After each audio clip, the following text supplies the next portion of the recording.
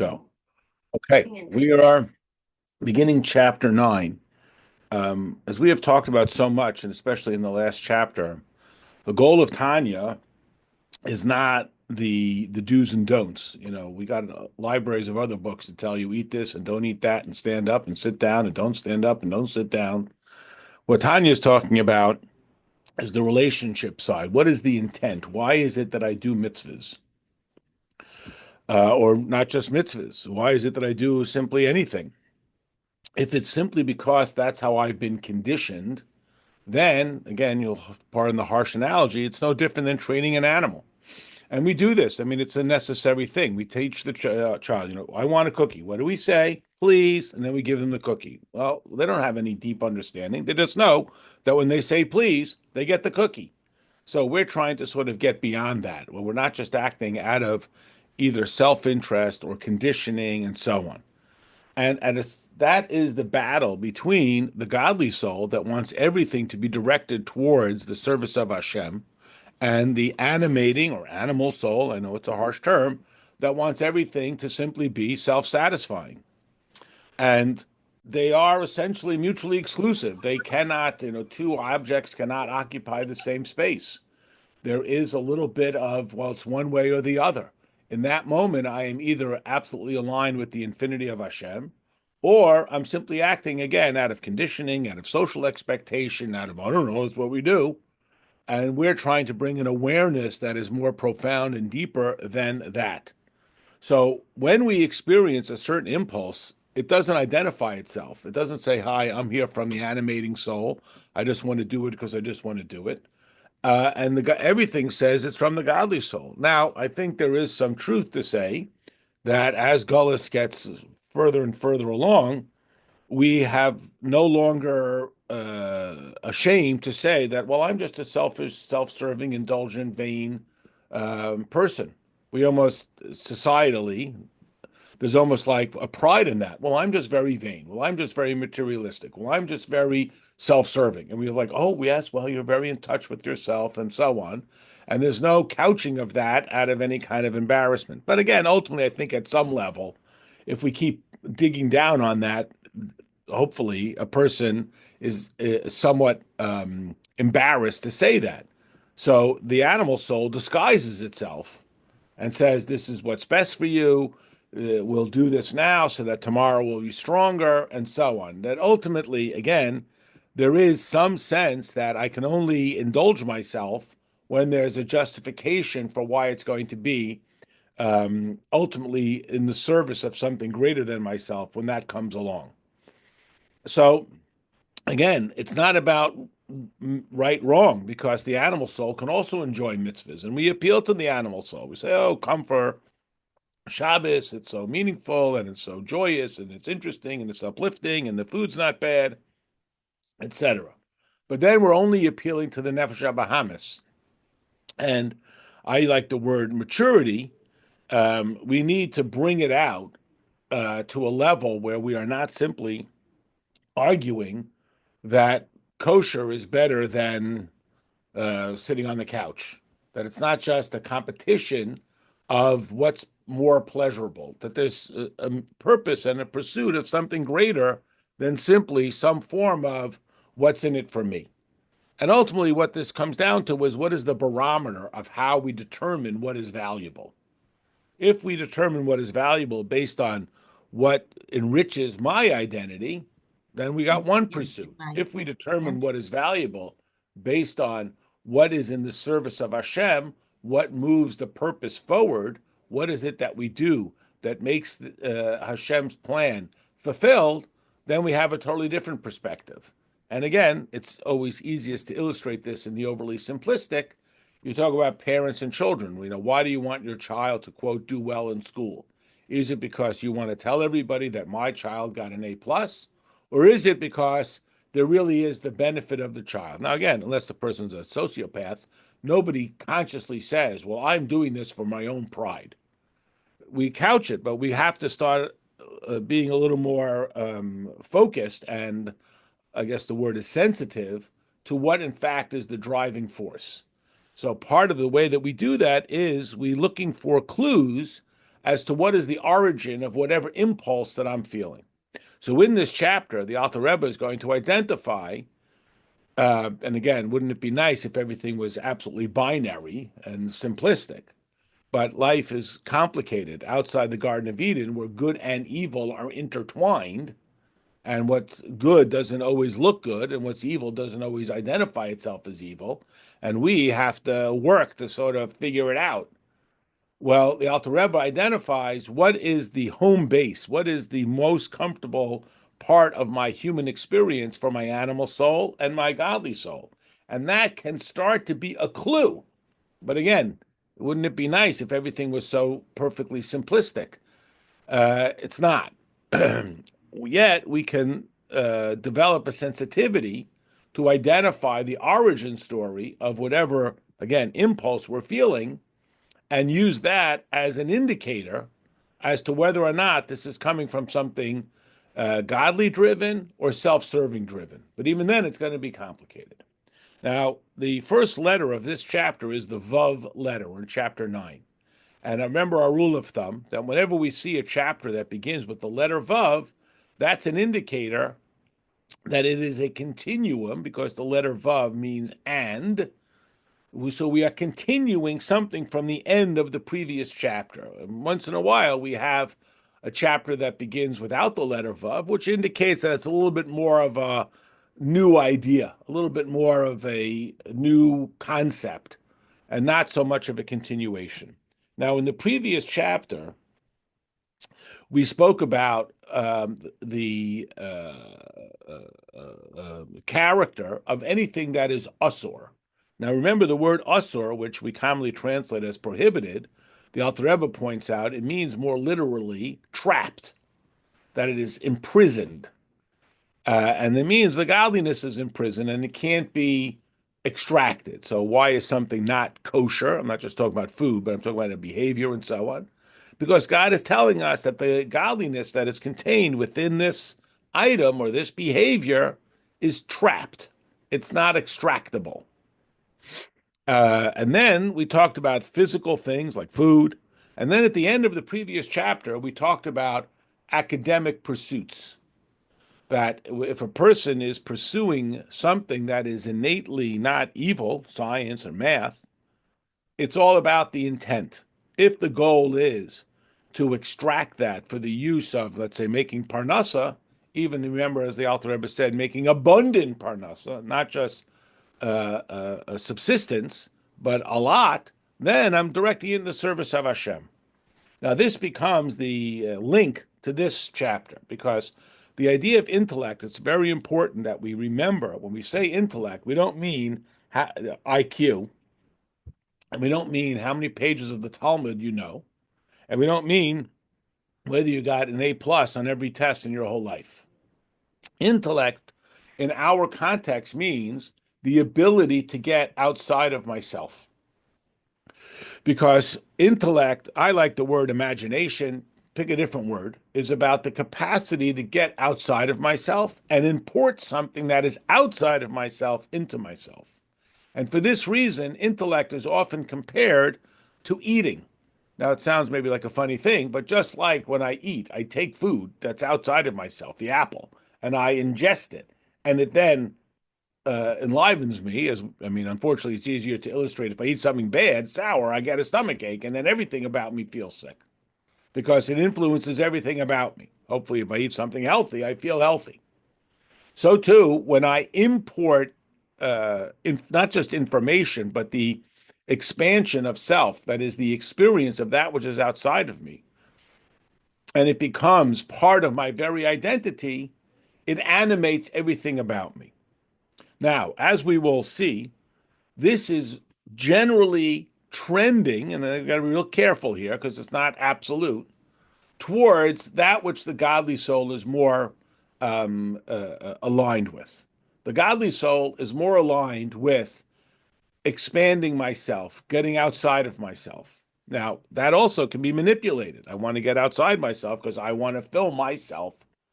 So I am looking for what I can get from the world and incorporate myself. So again, Wouldn't it be nice if it was so simple that everything that came of the intellect was godly and everything that came of the impulse, which is the sort of other side of it, was self-serving, right? Then it would be nice and simple. But life is not designed to be that nice and simple because Hashem being infinite, there isn't just a sort of absolute binary.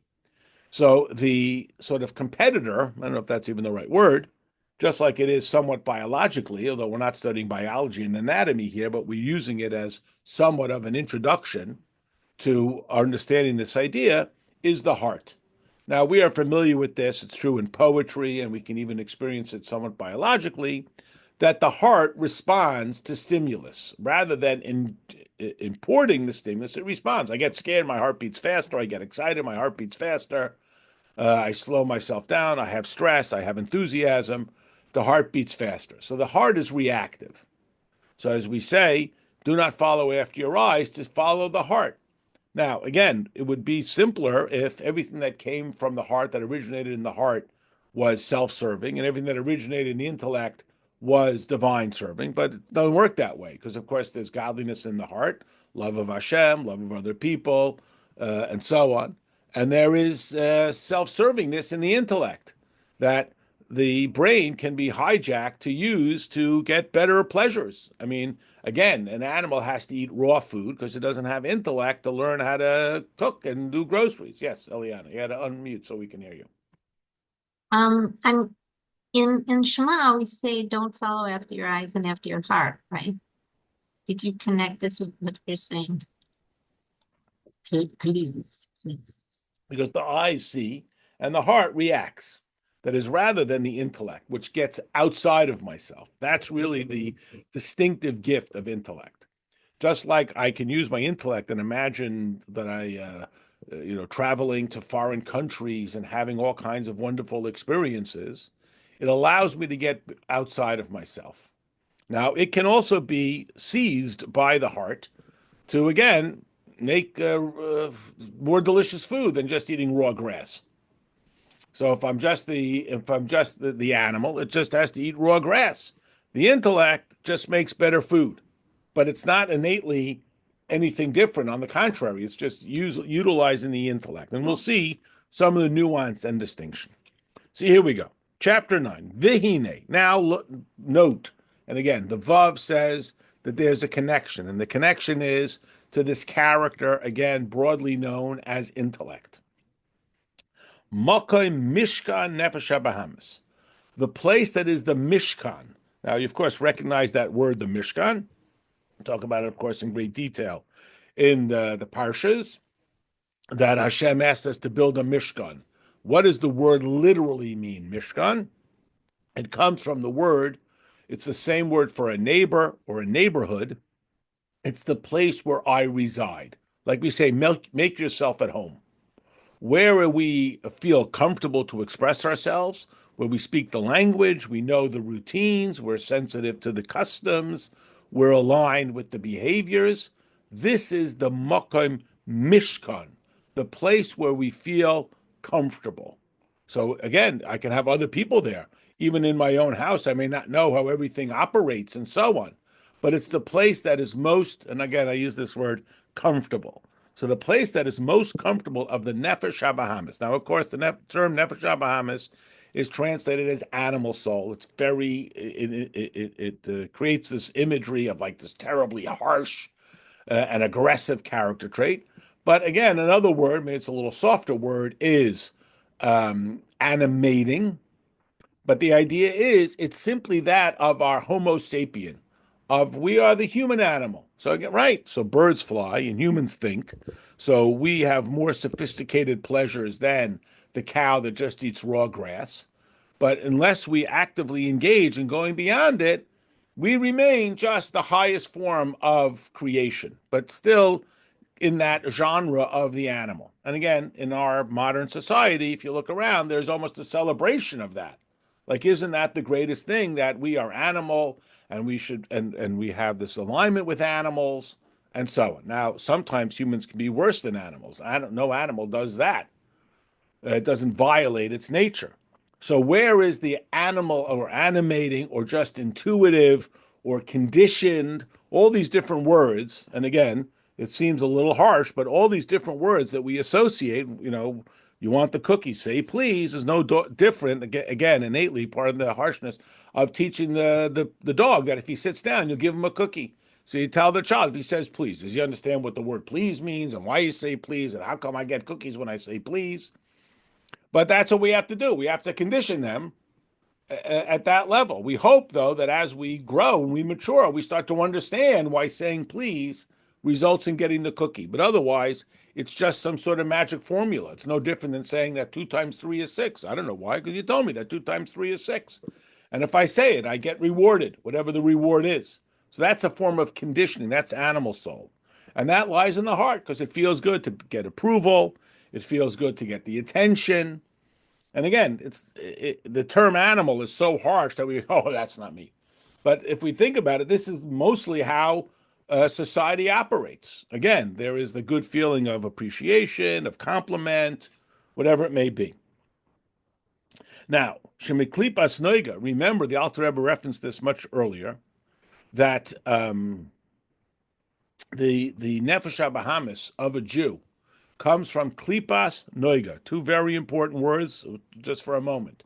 The word klipa means a shell or a peel, meaning if I ask me, what is this? I say it's a desk. Isn't it godliness? Yeah, the godliness is contained within the desk. And if it wasn't a desk, I don't know that I could appreciate that there's godliness there because it would be so overwhelming, like at Har Sinai, where it's just my soul flies out of my body. It's way too much. But it becomes an opportunity for me to extract that godliness. And again, that doesn't take tremendously creative imagination to see the godliness. This is the nature of a Jew. So when somebody says, well, I'm a nice guy or I'm a patient person, that's like being tall. It's the result of your birth. It's nothing that you have accomplished. And our mission is to take the natural gifts that God has given us, nature, and turn it into art. So it's a greater challenge. If I'm naturally a kind person, how do I add value to that kindness? And simply saying, well, I did a nice thing is not saying that I did a godly thing. Because unless I am consciously aware of godliness, again, think about this at an interpersonal level.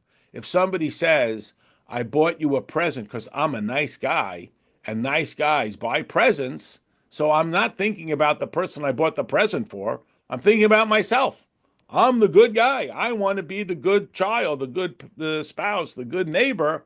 I'm good. I bought you a present. It's a hockey stick and you don't like hockey. Well, what do you mean? I did the good thing. Rather than am I thinking about what I'm doing for you? This is the challenge. So, B'chol Ish Yisrael, and every Jewish Rabbi Ish, the Epstein. word Ish.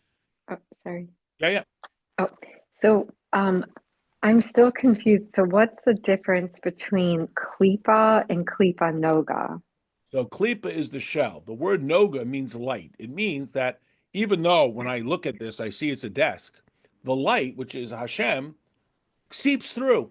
Like if you told me that there's godliness in this desk, I can imagine that. Now, you have harsher forms of klipa, idolatry, murder, whatever it is, that if I told you there's godliness there, I'd say, I can't even imagine that. It's so thick. The klipa is so thick. I can't even imagine that there's godliness there.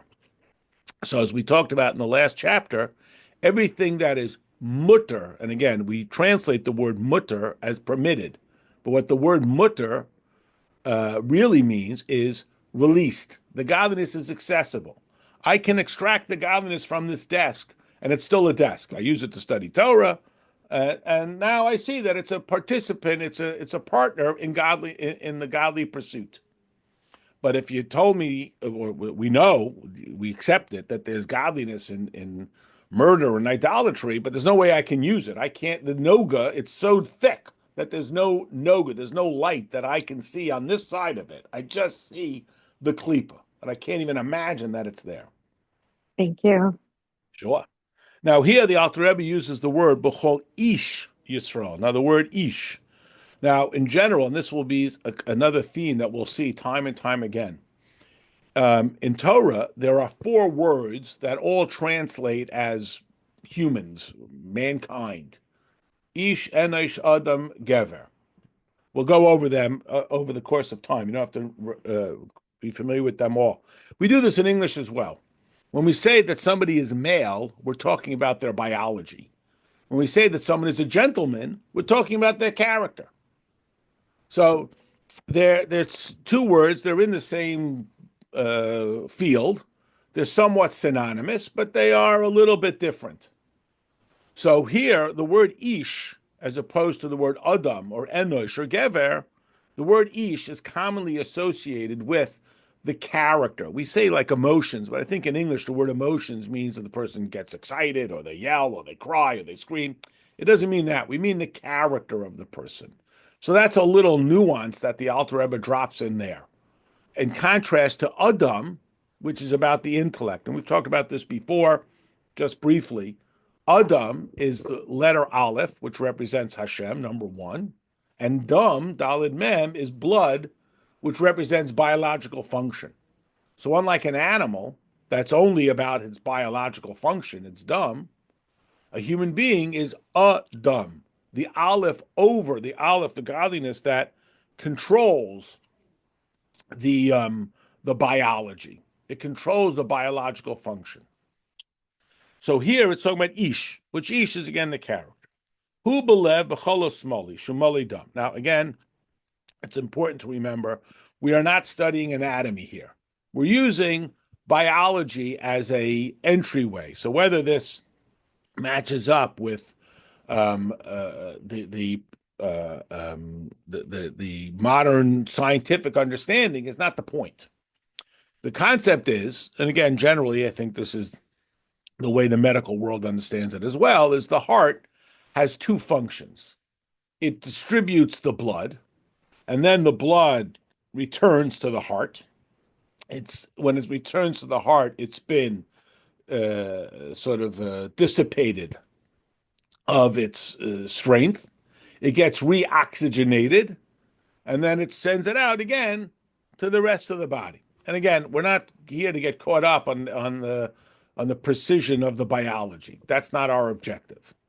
But here, what we're talking about in the heart, there's two aspects. There's the way the heart serves and the way that the heart is being served. So here we're saying that the animating human animal, again, all those words, aspect is in the left side of the heart, which is filled with blood, not the part that distributes the blood, but the part where the blood has returned. So it's about getting more than it is about giving. That's perhaps the simplest way that we can distinguish it. The animal soul is driven by one creed. What's in it for me? What's in it for me? Even if we say, well, it's the good feeling of helping others, there's still a quality of what's in it for me. Well, I'll feel uplifted, I'll feel mature, I'll go to heaven. They're all a form of what's in it for me. That's the characteristic of the animal soul. V'ksiv ki adam hu nefesh. And regarding animals, and again, regarding the animating, we say that the blood is its whole identity. When we talk about the prohibition of eating blood, we know in Torah we're very strict about the prohibition against eating blood. We say because for an animal, it only lives for its biology. It has no other awareness than its biology. And so it only lives for itself. Now, we are not opposed to that.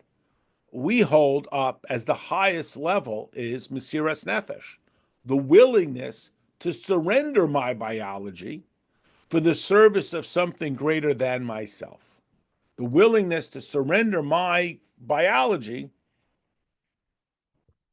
for the service of something greater than myself. That is Mesiras Nefesh.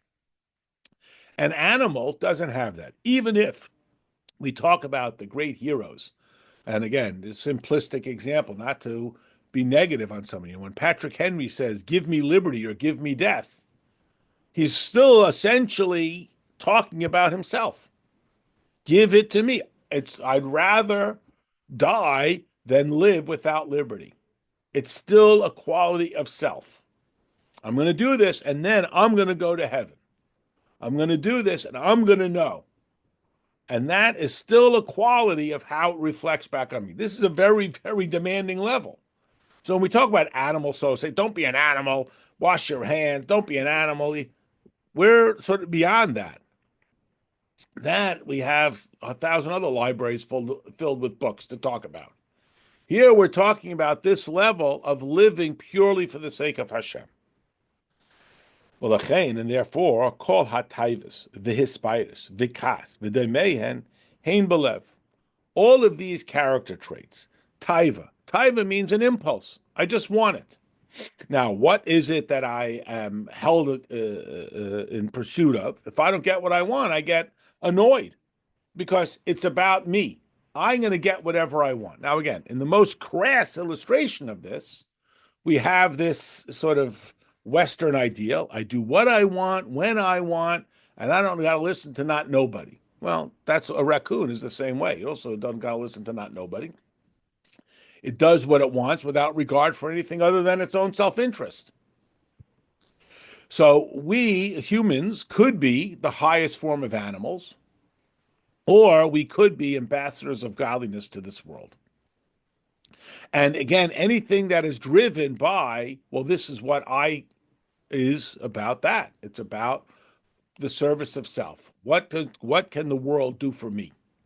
And even if we say, well, I gave this great thing and I did it because it made me feel, it's very demanding.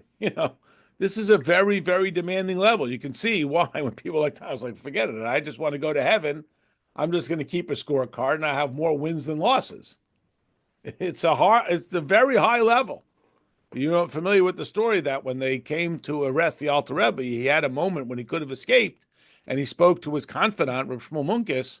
He said, should I escape? And he said, no, because if you are a Rebbe, then Hashem will protect you. And if not, you deserve it, because you took away people's capacity to just indulge themselves, not because you took away ice cream sundaes, but he took away this level where, well, it's the feel the gift of giving.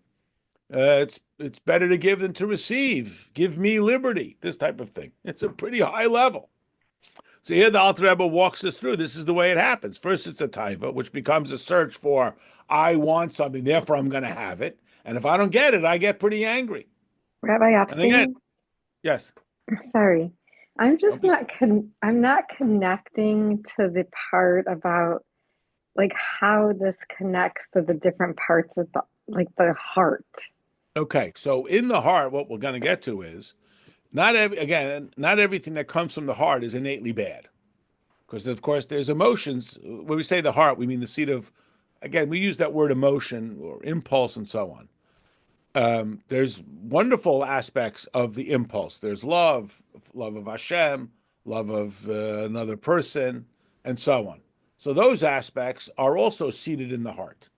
So the question becomes, how do I know? Meaning, again, if we took this sort of convenient view that everything that comes from the heart is innately self-serving, so then I know. And there is such a philosophy, like stop with all this emotion, just be intellect and override your emotion. That is a philosophy.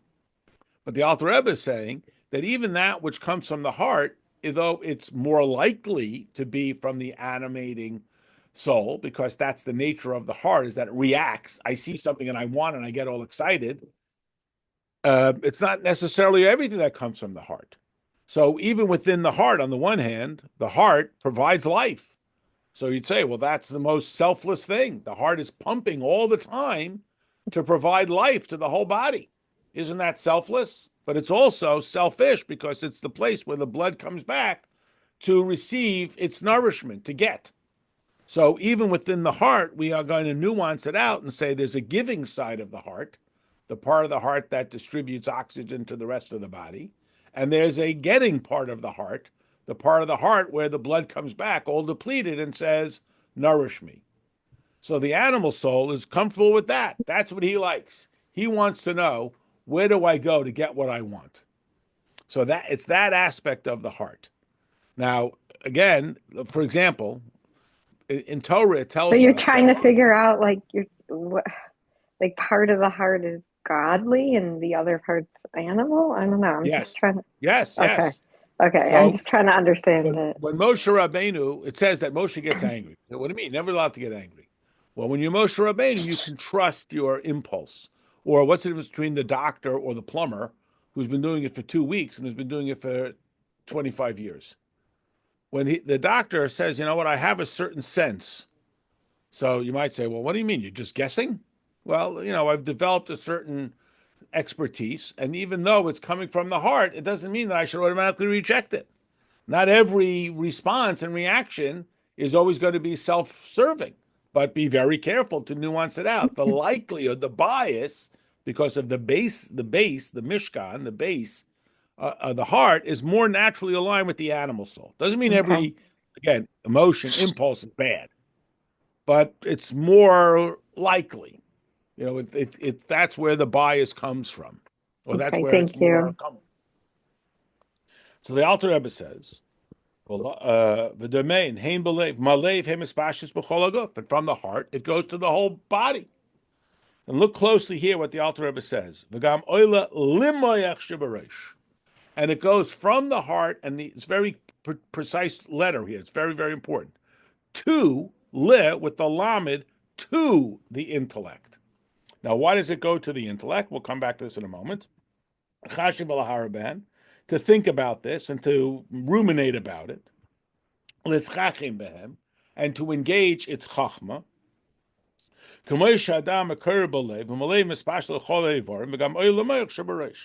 As we see that the heart spreads to the whole body, right? The whole body is dependent on the heart, and it goes up to the intellect. Now, here's the primary difference, and we'll see this in contrast to the way the brain or the mind distributes life force to the rest of the body, including the heart.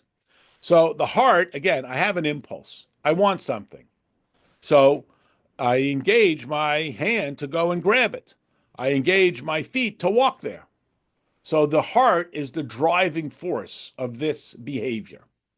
Now, what is the heart and the brain interaction? So on the one hand, the heart says, don't think about it. I don't want to think about it, because if I think about it, I'm going to talk myself out of it. People say, I don't want to hear about why I shouldn't do it. I don't want to hear that seat belts or the fatty foods. I don't want to hear it. I don't want the information, because I want it, and my wanting of it directs my hands to go and get it, my feet to go and walk there, my eyes to go and look there, my mouth to go and say that. And I don't want to think about it, because if I think about it, I'm going to talk myself out of it. But he runs into a problem, because in order to figure out how to get the good stuff, I need to engage my intellect, because my intellect holds the key to, again, more than just eating raw food, grass. That's where the intellect comes into play. So the impulse goes, and here's the precise word, to, but not in, and that's really the difference. It goes to the brain and hopes to get the instructions without getting the lecture. So the person, a classic thing, the person comes to the rabbi, tell me how I can make sure my kids marry Jews, but don't tell me to put on tefillin and keep Shabbos. Tell me how I can get this, but don't tell me about, guy goes to the accountant and he says, tell me how I can get away with this. And guy goes to the doctor, he says, but don't tell me to exercise and have vitamin C.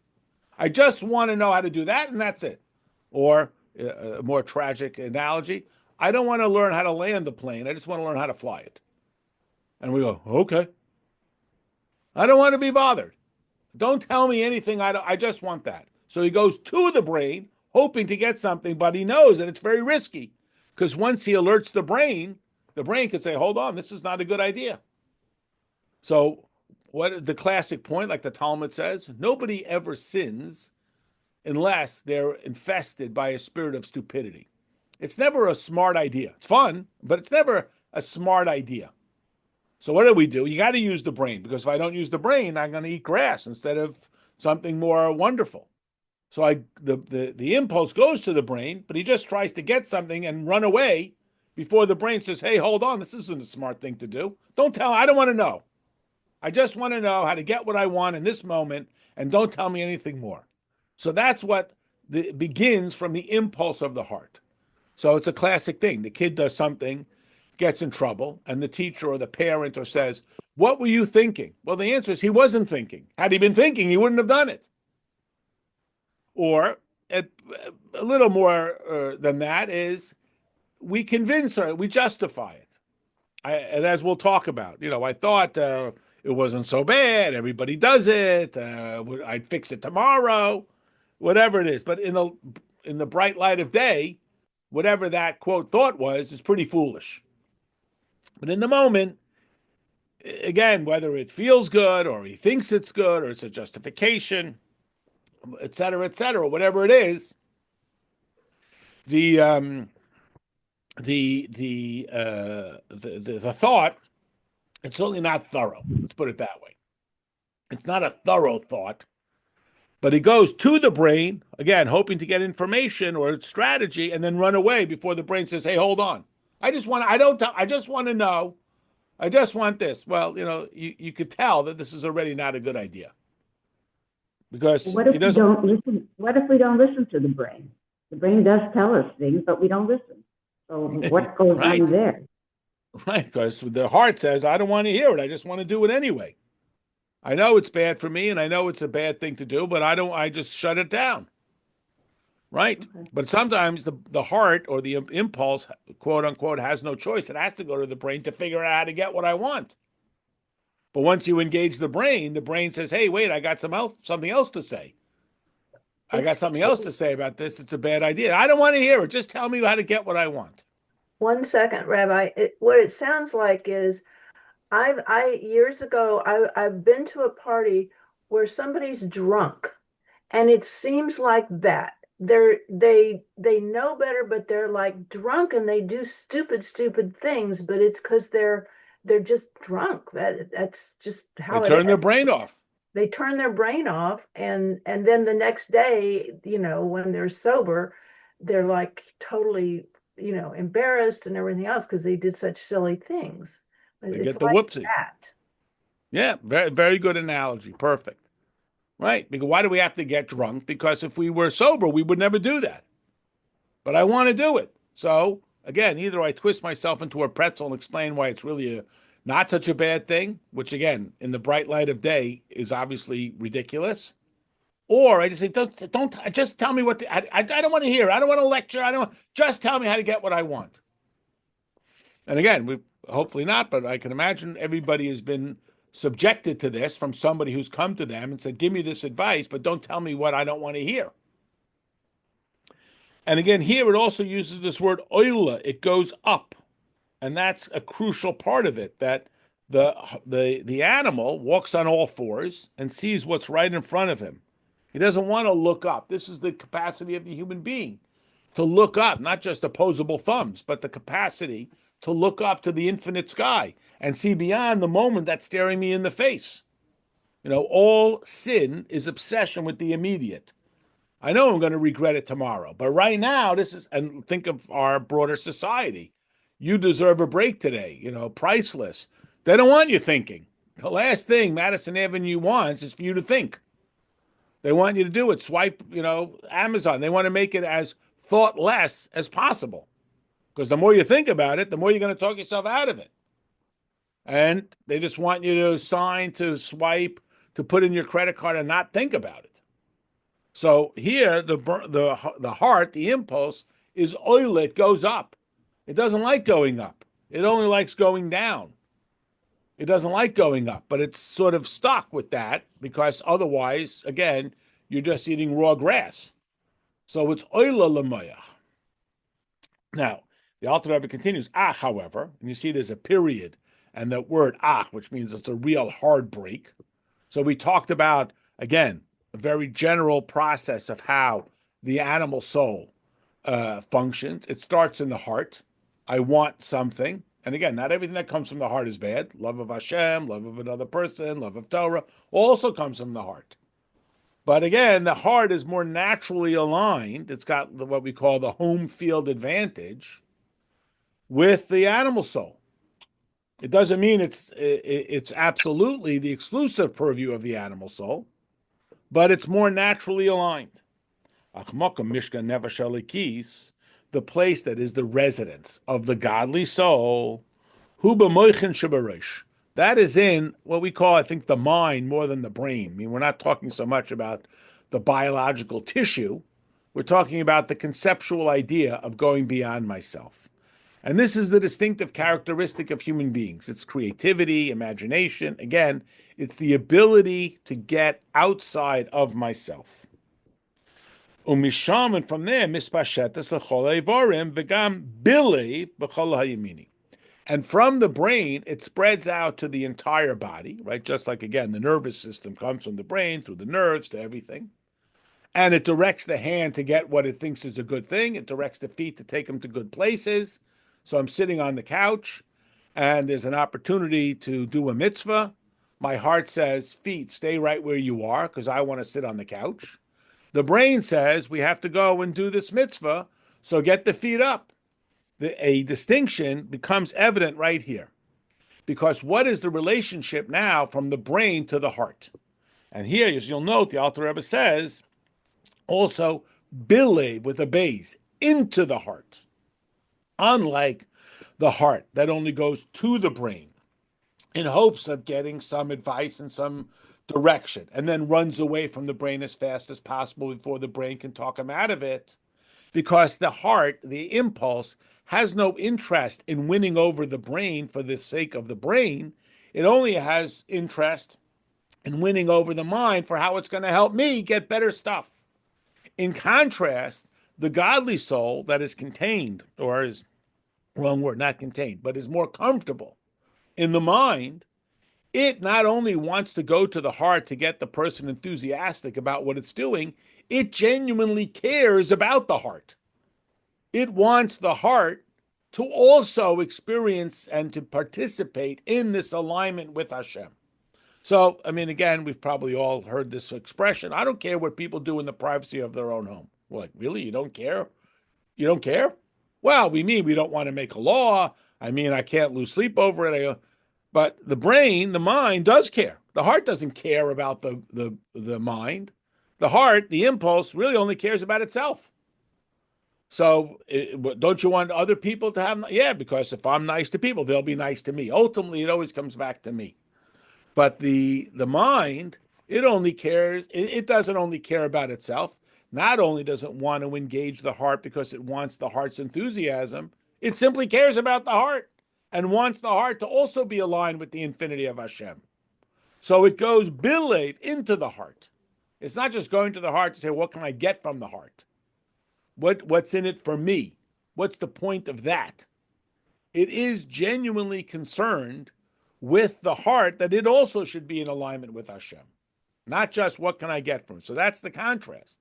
The animal soul, the impulse, is ultimately driven by one factor. What is it going to do for me? What's in it for me? That's what it's driven by. What's in it for me? The mind will give me better ideas to get better stuff that I want. And that's all I want from it. And I don't want your opinion. And don't tell me not to do it. And it's not healthy and it's not godly. Just tell me how to get what I want. And don't tell me anything else. The mind is not only wants the enthusiasm of the heart, it wants the heart too. Why? Because it cares about the heart. It doesn't just say, well, I don't care what people do in the privacy of their own home. It doesn't affect me. Well, we make that, well, it does affect you. It doesn't affect me. But I should care about them just because I should care about another human being. And not say, well, I don't care what that person does. Or I only care because of how it affects me. And that, which part of the heart is the godly soul that is primarily comfortable in the mind? Where is it going to possibly find an ally? In the heart? That's in the right side of the heart. The part of the heart that, again, pumps the blood out to support the rest of the body. So ultimately, and again, that's really what the tzaddik is, every aspect of the person becomes in alignment with the service of Hashem. In the process of this, the mind, again, which is about getting outside of myself, it's about serving Hashem, it's more likely to find an ally in the aspect of the heart that is also aligned with providing for others that is the right side of the heart, where it pumps the blood out to support the rest of the body. And from there, it can even possibly get to the left side of the heart. So again, is the heart good or bad? It's a trick question. It's neither one. There's an aspect of it that is self-serving, and there's an aspect of it that is other-serving. Is the mind good or bad? It's an aspect of it that gets me beyond myself, and there's an aspect of it that gets me better stuff for myself. Now, again, generally speaking, because we're looking, how can I identify whether what I'm feeling now is coming from the godly other-serving, or what I'm feeling now is coming from the self-serving? Well, if it comes from the heart, since the heart is more naturally aligned with the self-serving, so we have a certain bias that it's more likely. I mean, again, to use a silly analogy, in sports, if you have two evenly matched teams, the team that's playing in its home stadium has a little bit of an advantage because it's more familiar with it, it's more aligned, it's got a support system around it, and so on. So if they're otherwise evenly matched, the bias is going to go with the home team. So the godly soul and the animal soul are somewhat evenly matched, as we described. They each have the 10 identifiable characteristics, the spheros. They're each competing over the same 3 garments, what I consciously think about, what I say, and what I do. So they're evenly matched. Yaakov and Esav, twins. So which one has got the advantage? Well, in the home field. But again, obviously, the visiting team wins many times as well, because then we engage in the battle. But to understand where you are more likely to start with for success.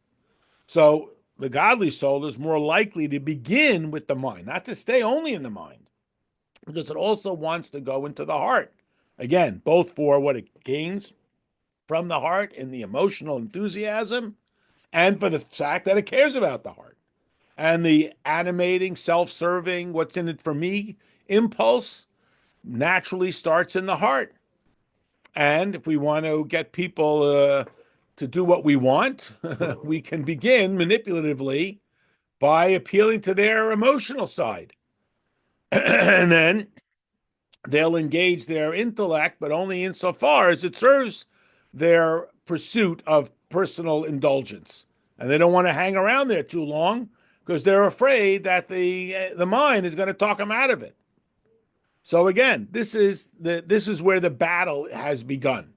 But it's not that everything that comes from the heart is innately self-serving and everything that comes from the mind is innately transcendent. But it's where they're more likely to be successful. Okay. Of course, like it says, Leiv Chacham Liyaminai, like the pasuk says, it's from Koheles. The heart of the wise person is to the right side of the heart that has been infused with the Chacham. And again, Chacham is not how many pages of Torah you've learned by heart, but it's the creative, imaginative side. Where is it more likely to find alliance in the heart is the right side of the heart. What is the relevance of the right side of the heart? The right side is where the heart is oxygenating the rest of the body, where it is being of service, where it is beginning to dispatch life-giving oxygen to the rest of the body. And what is the upside? Hiavas Hashem, like the love of Hashem. Karish Be Shel Heves, like a fiery flame. So again, let me just finish the sentence. I'll come back. Mislahe belev maskilim hamavinim umizbenim bedaitam. That is fired up in the heart of those who are thinkers, who understand and contemplate bedaitam in their thoughts. Asher b'moichem b'dvarim hama'erim esa'ava. When they use their intellect to stir up their heart. Now, in a broader sense, every community of Jews is all working for the same thing. How can we keep ourselves actively engaged in an enthusiastic and animated service of Hashem? So overly simplistic, nobody just falls into these harsh, rigid character categories, but in an overgenerally way. One philosophy is enough of this namby-pamby emotion stuff. Just learn Torah. be absolutely fixated, crowd out all of this because the emotions are going to take you away, and just put your nose to the book and study, study, study, and you will override all of this stuff. Like a surgeon, you can't get all emotional and start crying. You can't get all emotional and react to the blood and the horror. You got to be absolutely laser focused and do the job. Okay, I mean, that is a philosophy, and there's a value to that philosophy. You know, you can't have the fireman getting all emotional. He's got to run into the fire, and so on. Then there's another side of it that says you got to bombard the emotions with all this godly emotion and sing and dance and just jump and so on, and you got to get all those emotions have to be directed towards godliness. All of the marketing that gets you to buy tchotchkes has to be used to get you in line with the infinity of Hashem. And we have to convince everybody, or not convince is the wrong word because that's an intellectual. We have to inspire everybody that there's nothing more self-satisfying, there's nothing more affirming, there's nothing more meaning, nothing more, I keep using the intellectual words, there's nothing more emotionally inspiring than alignment with Hashem. And then you'll take all that direction that goes for jewelry and cars and indulgences, and it'll go for mitzvahs. This guy wants to buy a car. This guy wants to give tzedakah. This guy wants to show off his art. This guy wants to engage in making Torah and mitzvahs, and so on. And then there is, of course, again, nobody falls so rigidly into these silo categories, but a general overgeneralization. And each of those has its place, right? On Simchas Torah, we don't want the guy taking out the book and giving us a lecture. We want everyone to dance and sing and so on and overcome all of that. And then there is the whole philosophy of Chabad, that the intellect drives the character.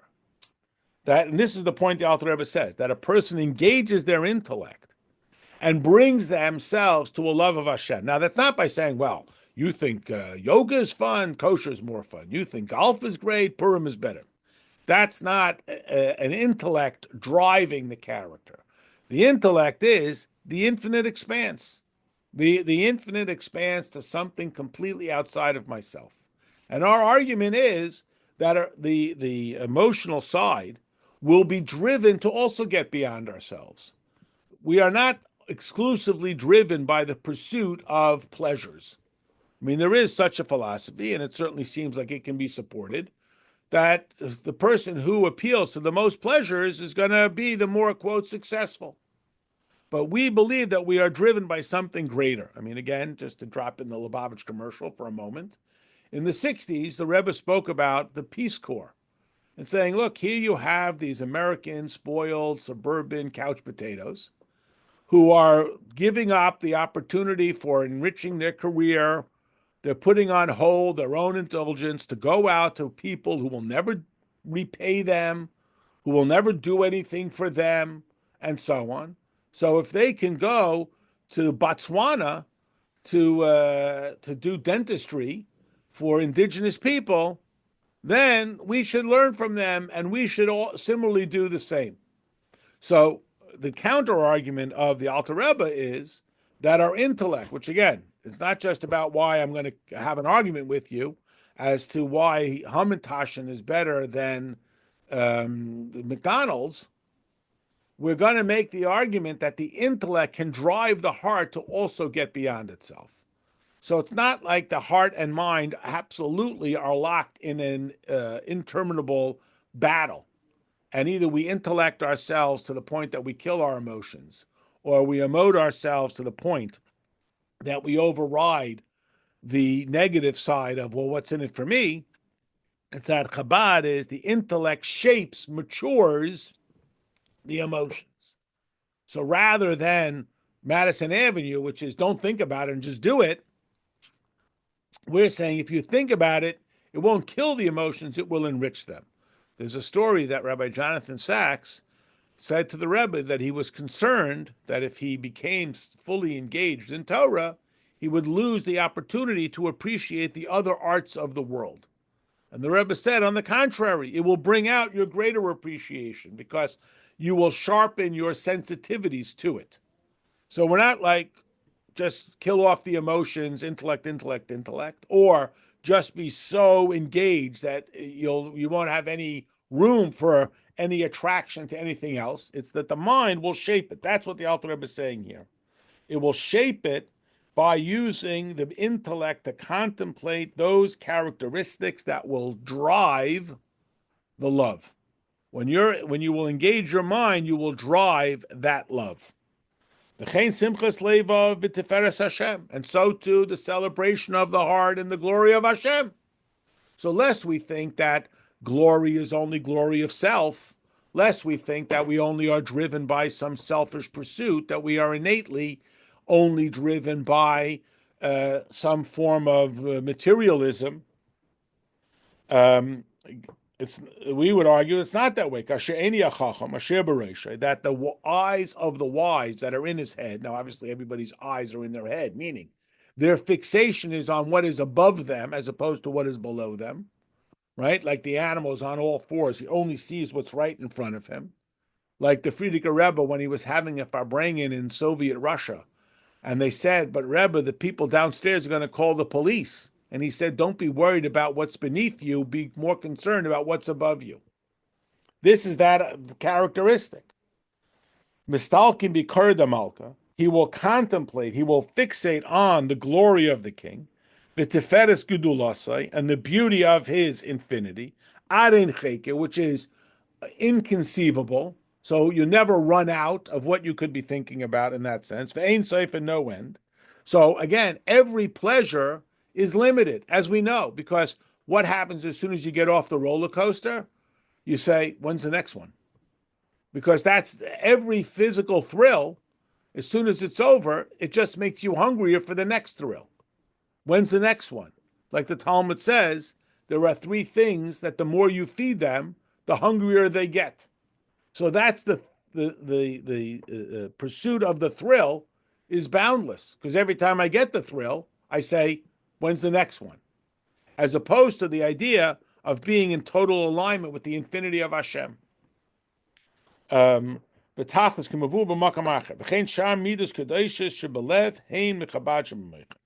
again, here's the point, that all the midos that are found in the heart are directed by the Chabad. Now, if it's a godly midah, it's directed by a godly intellect. If it's a self-serving midah, it's pursuing the intellect to give it better strategies for achieving what it wants. So here's what you got to do. All you got to do is have the intellect control the heart. Easy squeezy. Unfortunately, it doesn't only work that way, because the heart is working just as hard to get the mind to give it strategies for greater indulgences. And as we've talked about, my analogy is the chess game. Well, I just want to go this way. Well, the other guy wants to go that way. Why is he getting in my way? Well, he has an absolutely oppositional agenda, and it's mutual exclusivity. They can't both occupy the same square. So obviously I'm right and you're wrong. Get out of my way. Well, they're both saying that. And that's where the battle ensues, and where the Alter Rebbe is going to give us the strategies for overcoming that battle. But for that, you have to come back next week.